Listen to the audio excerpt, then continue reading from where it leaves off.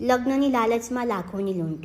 રાજસ્થાનના વિધુરને વડનગર બોલાવીને આંતરરાજ્ય ગેંગનો કારસો. 6 સામે ગુનો. રાજસ્થાનના પાલી જિલ્લાના એક વિધુર આધેડને બીજા લગ્નની લાલચ આપીને વડનગર બોલાવી છેતરપિંડી અને લૂંટ ચલાવતી આંતરરાજ્ય ગેંગનો ચોંકાવનારો મામલો સામે આવ્યો છે. આરોપીઓએ ફરિયાદી પાસેથી રોકડ, સોના ચાંદીના દાગીના સહિત કુલ 1.63 લાખની લૂંટ ચલાવી જાનથી મારી નાખવાની ધમકી આપી હોવાનું સામે આવ્યું છે. સમગ્ર મામલે વડનગર પોલીસે 6 આરોપીઓ સામે ગુનો નોંધી વધુ તપાસ હાથ ધરી છે.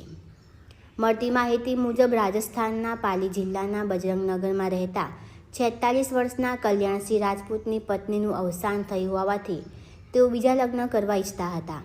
તે દરમિયાન તેમના પરિચિત મહેબૂબ નામના શખ્સે મોબાઈલમાં એક યુવતીનો ફોટો બતાવીને લગ્ન કરાવવાની ખાતરી આપી હતી.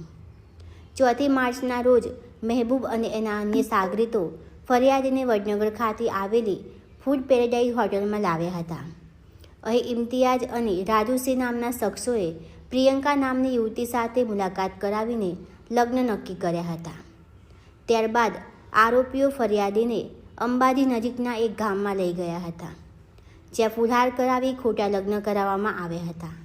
આ સમગ્ર પ્રક્રિયા દરમિયાન આરોપીઓએ ટુકડે ફરિયાદી પાસેથી 1.50 લાખ રોકડા તેમજ ઓનલાઈન રકમ પડાવી લીધી હતી. લગ્ન બાદ પરત ફરતી વખતે આરોપીઓએ ગેંગ બનાવીને ફરિયાદીને ગાડી રોકી મારામારી કરી હતી. સાથે જ માનવ તસ્કરીના ગુનામાં જેલમાં ધકેલી દેવાની તેમજ એન્કાઉન્ટર કરી નાખવાની ધમકી આપી હતી.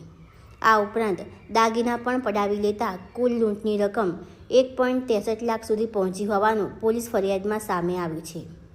આ મામલે વડનગર પોલીસે મહેબૂબ ઇમ્તિયાઝ, સોનુ મહેસાણા, પ્રિયંકા રાજુસિંહ અને પિન્ટુબેન ડાભી સહિત 6 આરોપીઓ સામે ગુનો નોંધી વધુ તપાસ હાથ ધરી છે.